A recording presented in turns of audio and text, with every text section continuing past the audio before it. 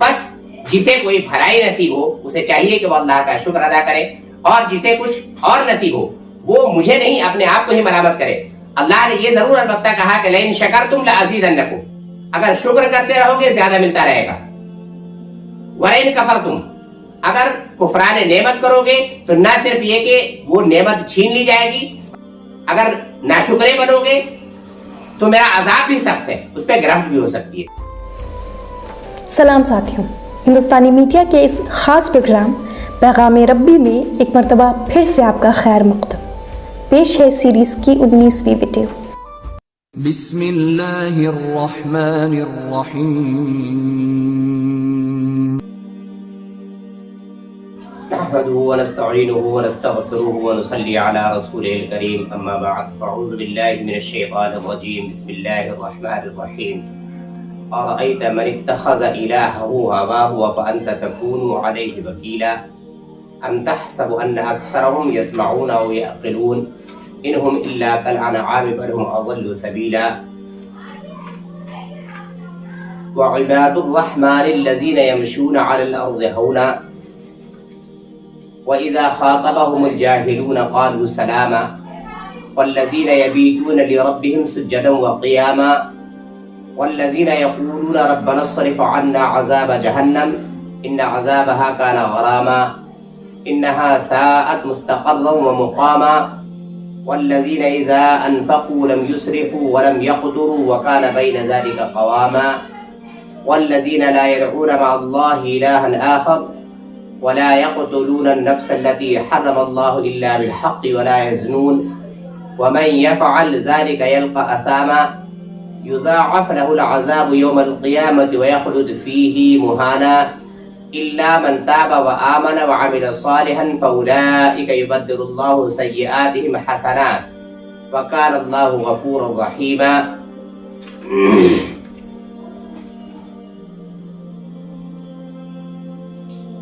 فلا تدع مع الله إلها آخر فتكون من المعذبين وأنذر عشيرتك الأقربين واخفض جناحك لمن اتبعك من المؤمنين فإن عصوك فقل إني بريء مما تعملون۔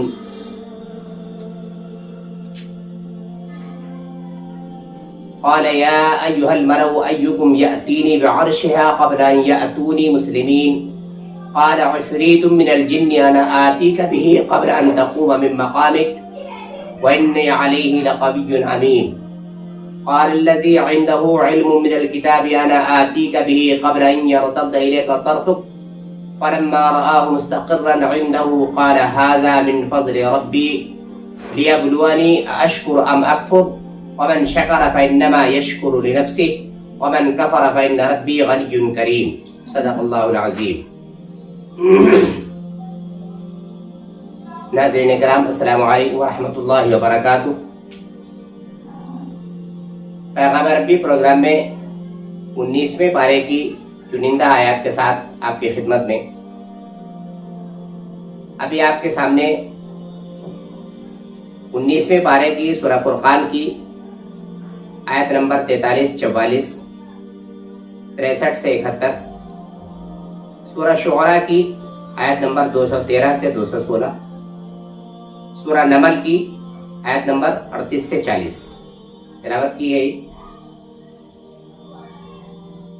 اللہ تعالی نے ہمارے لیے اس میں کیا پیغام بھیجا ہے، ہمیں اس پر غور کرنا ہے، اور کیا ہدایات ہمارے لیے ہیں، ان ہدایات کی روشنی میں ہمیں اپنی زندگی کا لائحہ عمل تیار کرنا ہے۔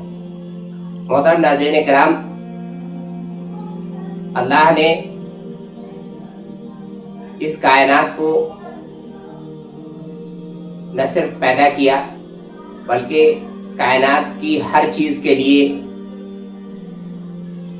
ایک مختصر رائے رکھی، اور سب کے لیے اپنے ان کے خصوصی کام رکھے۔ ان میں جو چیز سب سے شاہکار کے روپ میں آئی وہ تھی انسان کی پیدائش۔ اللہ نے انسان کو تخلیق کر کے اسے اپنا سب سے بہترین شاہکار قرار دیا، اور اس کے لیے ہمیشہ اپنے پیغامبر بھیجتے رہے تاکہ وہ اپنی زندگی ان ارشادات اور ہدایات کی روشنی میں گزارتے رہیں، لیکن انسانوں نے ہمیشہ سے اللہ کی ہدایات کو نہ صرف یہ کہ پس پشت ڈال دیا، بلکہ روکردانی اور سرکشی کو اپنا وتیرہ بنا لیا۔ آج کی آیات میں اللہ تعالیٰ کے نزدیک ان لوگوں کا انجام اور ان لوگوں کی حیثیت کیا ہے، قرآن کی روشنی میں ہم یہ جاننے کی کوشش کریں گے۔ سب سے پہلے جو آیت ہم نے تلاوت کی تھی، اَرَأَيْتَ مَنِ اتَّخَذَ إِلَٰهَهُ هَوَاهُ أَفَأَنْتَ تَكُونُ عَلَيْهِ وَكِيلًا أَمْ تَحْسَبُ أَنَّ أَكْثَرَهُمْ يَسْمَعُونَ أَوْ يَعْقِلُونَ إِنْ هُمْ إِلَّا كَالْأَنْعَامِ بَلْ هُمْ أَضَلُّ سَبِيلًا۔ اللہ تعالیٰ نے ان آیات میں ان لوگوں کے لیے ایک وعید اور اس کی ایک پہچان بتائی ہے جو لوگ اللہ کی آیات کا انکار کرتے ہیں یا اللہ کو چھوڑ کر دوسرے معبودوں کی پرستش کرتے ہیں یا دوسرے لوگوں کو اپنے توکل اور اعتماد کا سلسلہ بناتے ہیں اور دوسرے لوگوں پر ان کا بھروسہ ہوتا ہے خدا کے مقابلے میں۔ اللہ کا ارشاد ہے، کبھی تم نے اس شخص کے حال پر غور کیا جس نے اپنی خواہش نفس کو اپنا خدا بنا لیا، اپنا معبود بنا لیا۔ کچھ لوگ ساری زندگی صرف اپنی خواہشات کی پیروی کرتے رہتے ہیں، اپنے خیالات، اپنے گمان، اپنے قیاس سے جو فلسفہ انہوں نے گڑھ رکھا ہے وہ اسی پر چلتے ہیں، اور انہیں لگتا ہے کہ اللہ کی ہدایات کے مقابلے میں ان کی یہ خود ساختہ جو نظریات اور فلسفہ ہے وہ زیادہ مضبوط ہے اور وہ اس کی پیروی کرتے رہتے ہیں۔ اللہ تعالیٰ نے ایسے لوگوں کے بارے میں بتایا ہے کہ یہ لوگ وہ ہے جو اپنے خواہشات کی نفس کی پیروی کرتے ہیں، ان کے پاس صرف گمان اور قیاس ہے، کوئی علم حقیقی نہیں ہے۔ ایسے لوگوں کے بارے میں اللہ نے کہا کہ تم کیا سمجھتے ہو یہ لوگ صحیح راستے پہ ہیں؟ ام تحسب ان اکثرهم يسمعون او يعقلون، کیا تم سمجھتے ہو کہ ان میں سے اکثر لوگ سنتے اور سمجھتے ہیں؟ نہیں، انہم الا کالانعام، یہ تو جانوروں کی طرح ہے، بلکہ ان سے بھی گئے گزرے۔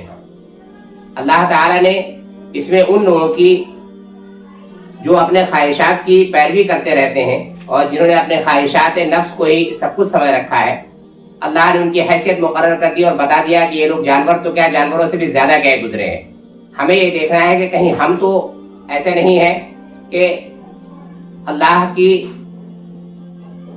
ہدایات کو چھوڑ کر اپنے خود ساختہ نظریات اور ہدایات پر عمل کرتے ہوئے جا رہے ہیں اور خود کو صحیح سمجھ رہے ہیں۔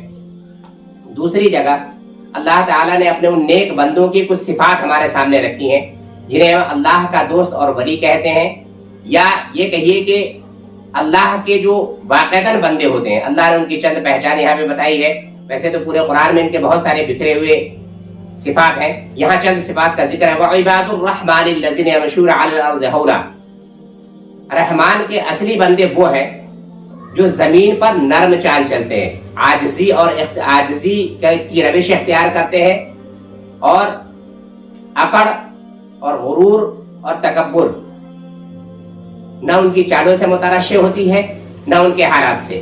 ایسے لوگ اللہ کے اصلی بندے ہیں۔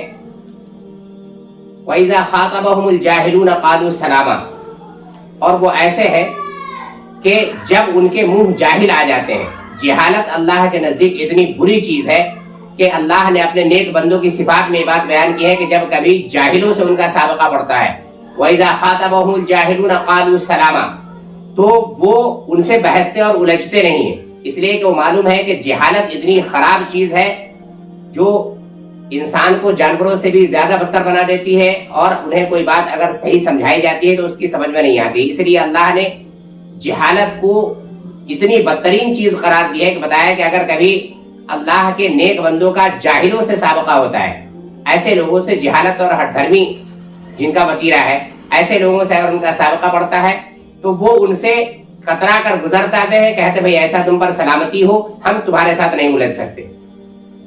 ان کی ایک پہچان یہ ہے، والذین یبیتون لربہم سجدا وقیاما، ان کے رات اور دن یعنی ہمہ وقت اللہ کی یاد میں گزرتے ہیں، چاہے وہ سجدوں کی شکل میں ہو یا قیام کی شکل میں، اور ان ساری عبادتوں اور ان ساری چیزوں کے باوجود بھی کبھی ان میں غرور ان کو چھو کر تک نہیں پہنچتا، اور وہ یہ کہتے رہتے ہیں والذین یقولون ربنا اصرف عنا عذاب جہنم، اے ہمارے رب جہنم کے عذاب سے ہم کو بچا لے۔ اتنی ساری عبادتوں، اتنی ساری ریاضتوں، راتوں دن عبادتوں کے باوجود ان کا حال یہ ہے کہ وہ اس سے ڈرتے رہتے ہیں۔ یہ عبادت ان میں غرور پیدا نہیں کرتی، بلکہ اپنی ساری نیکیوں اور عبادتوں کے باوجود وہ اس خوف سے کانپتے رہتے ہیں کہ کہیں ہمارے عمل کی کوتاہیاں ہمیں مبتلا عذاب نہ کر دے۔ وہ اپنی کمزوریوں کا اعتراف کرتے رہتے ہیں اور اللہ سے دعا کرتے رہتے ہیں کہ اے اللہ، اے ہمارے رب جہنم کے عذاب سے ہم کو بچا لے۔ والذین یقولون ربنا اصرف عنا عذاب جہنم، اللہ ہمیں جہنم کے عذاب سے، ان عذابها کان غراما، جس کو تیرا عذاب لگ گیا وہ اس کی جان لے کر ہی رہے گا، تیرا عذاب تو جان کو لگ جانے والا ہے۔ انہا ساعت مستقرا و مقاما، وہ تو بہت ہی خراب مستقر اور مقام ہے، اسے تو ہمیں بچاتا ہے۔ ایک پہچان اللہ نے ان کی یہ بھی بچائی، والذین اذا انفقوا لم يسرفوا ولم يقتروا وكان بين ذلك قواما، اللہ نے انہیں جو کچھ دیا ہے اس میں سے جب وہ خرچ کرتے ہیں، والذین اذا انفقوا لم يسرفوا ولم يقتروا، نہ فضول خرچی کرتے ہیں نہ بخل کرتے ہیں۔ آپ کو پہلے بھی یاد ہوگا کہ اللہ نے فضول خرچی کرنے والوں کو شیطان کا بھائی کہا تھا، بخل کرنے والوں کو اللہ نے کہا ان کے ہاتھ گردنوں سے بندھے ہوئے ہیں۔ اللہ کو نہ بخل پسند ہے نہ اسراف، ان دونوں چیزوں سے جو بچتے ہیں، ایسا بتایا کہ اللہ کے بندے وہی ہیں۔ وَكَانَ بَيْنَ ذَلِكَ قَوَامًا، ان کا خرچ دونوں انتہاؤں کے درمیان ہوتا ہے، اعتدال پر قائم رہتا ہے۔ اسلامی نقطۂ نظر سے اسراف تین چیزوں کا نام ہے۔ نمبر ایک، ناجائز کاموں میں دولت صرف کرنا۔ نمبر دو، جائز کاموں میں خرچ کرتے ہوئے حد سے تجاوز کرنا، جائز کاموں میں خرچ کرتے ہوئے حد سے تجاوز کرنا۔ تیسرے، نیکی کے کاموں میں خرچ کرنا مگر وہ اللہ کے لیے نہ ہو بلکہ نمود و نمائش کے لیے ہو۔ یہ تینوں کام اسلامی نقطۂ نظر سے اسراف ہے، اور اللہ نے بتایا کہ جو نیک بندے ہوتے ہیں اللہ کے، وہ کبھی مسرف نہیں ہوتے، کبھی اسراف نہیں کرتے اور بخل بھی نہیں کرتے، اعتدال پہ ان کا خرچ رہتا ہے۔ ایک پہچان ان کی اور ہے، وَالَّذِينَ لَا يَدْعُونَ مَعَ اللَّهِ إِلَٰهًا آخَرَ، وہ اللہ کے سوا کسی اور معبود کو نہیں پوچھتے، نہ کسی کو پکارتے ہیں، ہر نفع و نقصان کا مالک صرف اللہ کو سمجھتے ہیں اور وہ اسی کو پکارتے ہیں۔ وَلَا يَقْتُلُونَ النَّفْسَ الَّتِي حَرَّمَ اللَّهُ إِلَّا بِالْحَقِّ وَلَا يَزْنُونَ، نہ وہ اللہ کی حرام کی ہوئی کسی جان کو ناحق قتل کرتے ہیں، نہ زنا کے مرتکب ہوتے ہیں۔ وَمَن يَفْعَلْ ذَلِكَ يَلْقَ أَثَامًا، جو کوئی یہ کام کرے گا وہ اپنے اس گناہ کا بدلہ پائے گا۔ یضاعف له العذاب یوم القیامہ، اور قیامت کے دن اسے اس کا مقرر عذاب دیا جائے گا۔ وَيَخْلُدْ فِيهِ مُهَانًا، اور اسی میں وہ ہمیشہ ذلت کے ساتھ پڑا رہے گا۔ اللہ نے ایک جگہ دو نمبر دیا کہ اللہ کے جو نیک بندے ہوتے ہیں وہ اس طرح کے ہوتے ہیں، اور جو لوگ اس طرح کے حرکات کرتے ہیں ان کا بدلہ انہیں ملے گا۔ لیکن إِلَّا مَن تَابَ وَآمَنَ وَعَمِلَ صَالِحًا فَأُولَٰئِكَ يُبَدِّلُ اللَّهُ سَيِّئَاتِهِمْ حَسَنَاتٍ، یہ انسان کی سب سے بڑی امید تھی۔ اس آیت نے انسان کو بہت بڑے بڑے گناہوں کے ارتکاب کے بعد سدھرنے کی جو امید جتائی وہ یہی آیت تھی۔ اسے بھی اللہ تعالیٰ کی طرف سے ایک بہت بڑا آفر آپ کہہ سکتے ہیں، إِلَّا مَن تَابَ وَآمَنَ وَعَمِلَ عَمَلًا صَالِحًا، جو لوگ توبہ کر لیں۔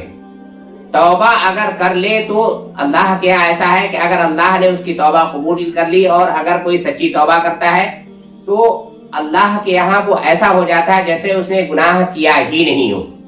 تو اللہ نے بتایا الا من تاب، اسی لیے مسلمانوں سے یہ درخواست کی جاتی ہے اور یہ کہیں گے کہ ہمیشہ توبہ کرتے رہیے، آپ کو کوئی گناہ یاد ہو یا نہ یاد ہو تب بھی توبہ کرتے رہیے۔ توبہ انسان کی نجات کا سب سے بہترین راستہ ہے۔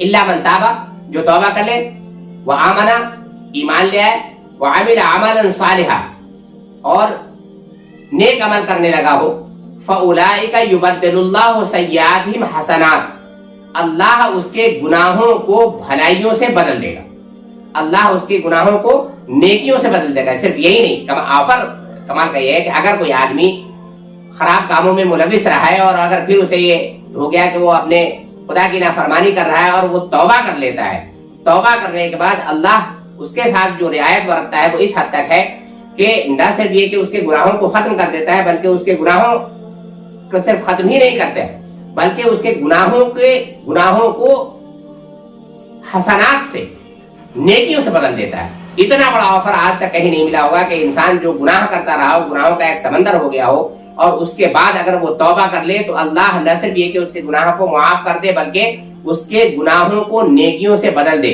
और इसके बाद अल्लाह ने अपनी उस सिफत का जिक्र किया, वकान अल्लाह गफूर रहीम, इसलिए कि अल्लाह बड़ा ही गफूर रहीम है। वमन ताबा व अमिल सालिहन फइन्नहु यतूबु इलल्लाहि मताबा, और जो शख्स तौबा करके नेक अमल इख्तियार करता है वो तो अल्लाह की तरफ पलट जाता है जैसा पलटने का हक है।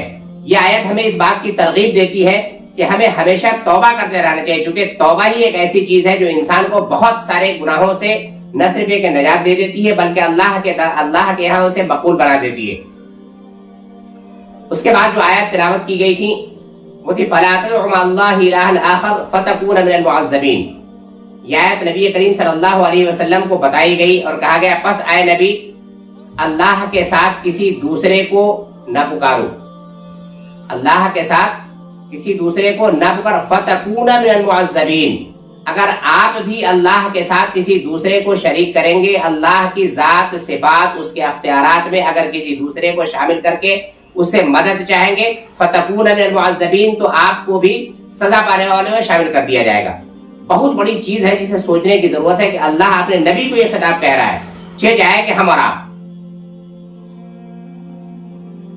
इस दीन की जो सबसे बड़ी खासियत है वो यही है कि ये इतना बेलाग दीन है कि जिस तरह नबी की जात के लिए कोई रियायत नहीं है, इसी तरह नबी के खानदान उसके करीब तरीन अजीजों के लिए भी किसी रियायत की कोई गुंजाइश नहीं है।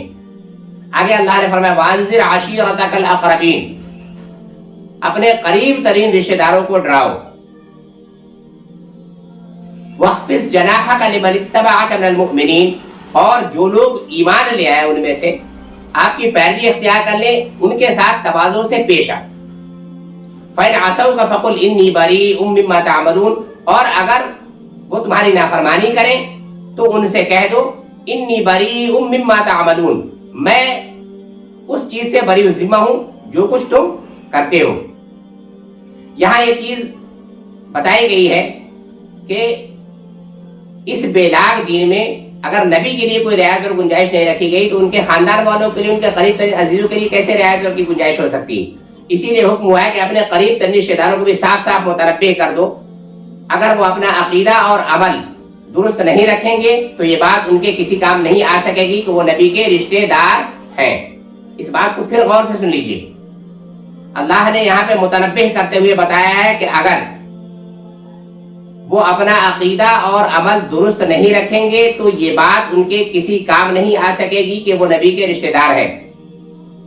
बहुत ही मुअतबर रिवायात में नबी करीम सल्लल्लाहु अलैहि वसल्लम से नकल किया गया है कि इस आयत के नुज़ूल के बाद सबसे पहले आपने अपने दादा की औलाद को खिताब फरमाया और एक एक को पुकार कर साफ साफ कह दिया कि तुम लोग आग के अजाब से अपने आप को बचाने की फिक्र कर लो, मैं खुदा की पकड़ से तुमको नहीं बचा सकता। यह हदीस का अल्फाज है। आपने कहा तुम लोग आग के अजाब से अपने आप को बचाने की फिक्र कर लो, मैं खुदा की पकड़ से तुमको नहीं बचा सकता, अलबत्ता मेरे माल में से तुम लोग जो कुछ चाहो मांग सकते हो। और उसके बाद आपने कुरैश के तमाम लोगों को जमा करके आवाज दी थी और सबसे पहले आपने जो तबलीग की थी उसमें यही बताया क्या कि लोगों, अगर मैं तुम्हें बताऊं कि इस पहाड़ी के दूसरी तरफ एक भारी लश्कर खड़ा है जो तुम पर टूट पड़ना चाहता है, तो क्या तुम मेरी बात को सच मानोगे? उस वक्त लोगों ने यही कहा था, हाँ हम आपकी बात को सच मानेंगे, इसलिए कि हमारे तजुर्बे में है कि आप कभी झूठ नहीं बोलते। जब आपने फरमाया अच्छा तो मैं खुदा का सख्त अजाब आने से पहले तुमको खबरदार करता हूँ, अपनी जानों को उसकी पकड़ से निजात दिला, अपने जानों को उसकी फिक्र से बचा लो, मैं खुदा के मुकाबले में तुम्हारे किसी काम नहीं आ सकता। तो वहीं से लोगों ने खराब बातें कहना शुरू कर दी और वहां से ये कहते हुए चले गए कि नाश हो तुम्हारा, तुमने हमें इसीलिए बुलाया था। उसके बाद आखिरी जो आयत थी हमारी वो एक अजीब जज्बे को लेकर के थी। अभी उसको बताते हैं कि जो कुछ हम करते हैं ये किसके लिए होता है। सूरह नमल की आयत है, आपको याद होगा हज़रत सुलेमान अलैहिस्सलाम के लिए जिनों को हवाओं को मुसख्खर किया गया था। ऐसे ही एक मलका सबा का किस्सा था उसमें حضرت سلیمان نے اپنے اہل درباریوں سے کہا تھا قال یا ایھا الملأ ایکم یأتینی بعرشها قبل ان یأتونی مسلمین، اے اہل دربار کیا تم میں سے کوئی ایسا ہے جو ملکہ سبا کا تخت اس کے یہاں آنے سے قبل میرے پاس حاضر ہو جائے؟ کیا تم میں سے کوئی ایسا کر سکتا ہے؟ قال عفریت من الجن، جنوں میں سے ایک قوی ہیکل جن نے کہا تھا انا آتیک بہ قبل ان تقوم من مقامک، میں اسے اتنی دیر میں حاضر کر سکتا ہوں جب تک آپ اپنی جگہ سے اٹھیں۔ ایک جن نے کہا کہ میں اسے اتنی جلدی حاضر کر سکتا ہوں، آپ اپنی جگہ سے اٹھیں گے اتنی دیر میں اس ملکہ سبا کا تخت لا کر کے آپ کے سامنے رکھ سکتا ہوں۔ وَإِنِّي عَلَيْهِ لَقَوِيٌّ أَمِينٌ، میں طاقتور ہوں اور امانت دار بھی ہوں، میں لا بھی سکتا ہوں اور پوری امانت کے ساتھ لاؤں گا۔ لیکن ایسے میں ایک شخص اور کھڑا ہوا، قال الذي عنده علم من الكتاب، ایک ایسا آدمی، ایک ایسا شخص کھڑا ہوا جس نے کہا جس کے پاس کتاب کا علم تھا، جس کے پاس کتاب کا علم تھا۔ احادیث کی تشریحات میں کہیں نہیں ملتی کہ وہ کون شخص تھا، اس کے پاس کون سی کتاب تھی، کون سا ایسا علم تھا اس کے پاس، اس بات کی تشریحات احادیث میں بھی نہیں ملتی، قرآن میں بھی نہیں ملتی۔ لیکن بہرحال اس بات کا ارادہ ہے کہ اس کے پاس ایک ایسا علم تھا جس کے زور سے اس نے یہ دعویٰ کیا تھا انا آتیک بہ قبل ان یرتد الیک طرفک، میں آپ کی پلک جھپکنے سے پہلے ملکہ سبا کا تخت آپ تک لا سکتا ہوں۔ اتنا علم اس کے پاس تھا اور اتنا یقین تھا اس کو اپنے اس علم پر۔ ان یرتد الیک طرفک، آپ کی پلک جھپکنے سے پہلے لا سکتا ہوں۔ اور پھر ویسا ہی ہوا، فلما رآہ، پھر حضرت سلیمان نے جب دیکھا مستقرا عنده، تو وہ تخت آپ کے پاس رکھا ہوا تھا۔ حضرت سلیمان پکار اٹھے، ھذا من فضل ربی، یہ میرے رب کا فضل ہے۔ اب کمال کی بات یہ ہے کہ دیکھنا یہ ہے کہ اللہ کا شکر انہوں نے اس بات پر ادا کیا، ھذا من فضل ربی، کہ مجھ پر اللہ کا اتنا بڑا فضل ہے کہ مجھے ایسے ایسے مشیر اور ایسے ایسے لوگوں کو میرے تابع کر رکھا ہے جو پلک جھپکتے ہوئے کسی ناممکن کام کو کر سکتے ہیں۔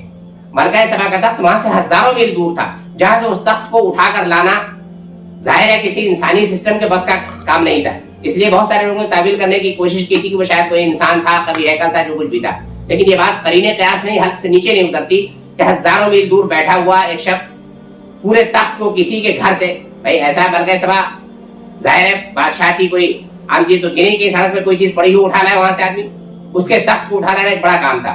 تو حضرت سلیمان علیہ السلام نے اس بات پر کہا تھا کہ ھذا من فضل ربی، یہ مجھ پر اپنے رب کا بڑا کرم ہے کہ مجھے اسے ایسے لوگوں سے مجھے نواز رکھا ہے جو پلک جھپکتے ہوئے کسی ناممکن کام کو بھی کر سکتے ہیں۔ لیبلونی اشکر ام اکفر، اور اس نے مجھے دے کیوں رکھا ہے؟ تاکہ وہ مجھے آزمائے کہ میں شکر کرتا ہوں یا کفر کرتا ہوں۔ اس کے بعد انہوں نے یہ بات کہی کہ ومن شکر فانما یشکر لنفسہ، جو شکر کرتا ہے اس کا شکر اس کے اپنے ہی لیے مفید ہے۔ جو شکر کرتا ہے وہ اپنے ہی لیے شکر کرتا ہے، اس کے شکر سے خدا کا کوئی مطلب نہیں ہے۔ ومن کفر، اور اگر کوئی کفر کرتا ہے، کوئی شکر ناشکرا بن جاتا ہے، تو یہ بھی اس کا وبال بھی اس کے اپنے سر۔ فإن ربی غنی کریم، میرا رب غنی اور کریم ہے، نہ کسی کے شکر سے اس کا کچھ بڑھ سکتا ہے، نہ کسی کے کفر سے اس کا کچھ گھٹ سکتا ہے۔ اس بات کو سمجھانے کے لیے، سمجھنے کے لیے دیکھیں کہ اللہ کی اپنی جو ربوبیت اور اس کی جو قادریت اور حقانیت ہے وہ اس طرح سمجھتی ہے کہ وہ کسی کے شکر کا محتاج نہیں ہے۔ اس کی خدائی میں کسی کے شکر گزاری سے نہ ذرہ برابر کوئی اضافہ ہو سکتا ہے، اور نہ کسی کی ناشکری اور احسان فراموشی سے اس کی خدائی میں کوئی کمی آ سکتی ہے۔ وہ اپنے بلبوتے پر ہی اپنی خدائی چلاتا ہے، بندوں کے ماننے یا نہ ماننے پر اس کی خدائی کا انحصار نہیں ہے۔ ہم خدا کو مانے یا نہ مانے، یہی بات قرآن مجید میں دوسری جگہ کہی گئی ہے۔ حضرت موسیٰ کی زبان سے اس بات کو نقل کیا گیا، ان تکفروا انتم ومن فی الارض جميعا فإن اللہ لغنی حمید، اور اگر تم اور ساری دنیا والے مل کر بھی کفر کرے تو اللہ بے نیاز ہے اور اپنی ذات میں محمود ہے۔ اور سورہ ابراہیم کی آیت نمبر 8۔ یہی چیز ایک حدیث قدسی میں ہے جو صحیح مسلم شریف میں ہے.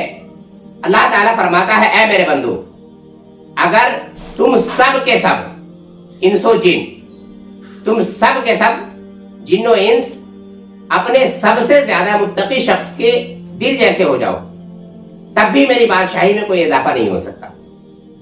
اور اے میرے بندو اگر تم سب کے سب اول سے آخر تک تم سب جن و انس اپنے درمیان کے سب سے زیادہ بدکار شخص کے دل جیسے ہو جاؤ تو بھی میری بادشاہی میں اسے کوئی کمی نہیں ہو سکتی. اے میرے بندو یہ تمہارے اپنے اعمال ہیں جن کا میں تمہارے حساب سے شمار کرتا ہوں، پھر تمہیں ان کی پوری جزا دیتا ہوں. بس جسے کوئی بھلائی نصیب ہو اسے چاہیے کہ وہ اللہ کا شکر ادا کرے، اور جسے کچھ اور نصیب ہو وہ مجھے نہیں اپنے آپ کو ہی ملامت کرے. اللہ نے یہ ضرور البتہ کہا کہ لئن شکرتم لازیدنکم، اگر شکر کرتے رہو گے زیادہ ملتا رہے گا. ولئن کفرتم، اگر کفران نعمت کرو گے تو نہ صرف یہ کہ وہ نعمت چھین لی جائے گی بلکہ ان عذابی لشدید، اگر ناشکرے بنو گے تو میرا عذاب بھی سخت ہے، اس پہ گرفت بھی ہو سکتی ہے. یہ تھی وہ آج کی آیات جو ہمارے اور آپ کے لیے تھی. اس میں غور کرنے کے جتنے مقام تھے اس پہ غور کرنا ہے. آخر دعوانا الحمدللہ رب العالمین. فبأي آلاء ربكما تكذبان. ویڈیو پسند آئے تو لائک، شیئر اور چینل سبسکرائب کریں. شکریہ. پیغام ربی کے ذریعے میرا مقصد اسلام کی صحیح تعلیم کو عام کرنا ہے اور میرے اسلاف بزرگ حضرات جو دنیا سے چلے گئے ان کے لیے ایصال و ثواب ہے. میرے آباء و اجداد اور علاقے کے تمام بزرگ شخصیات اور تمام دین کے رہبروں کے لیے آپ ناظرین سے دعا کی درخواست ہے. من جانب شاہد کامران، ہندوستانی میڈیا.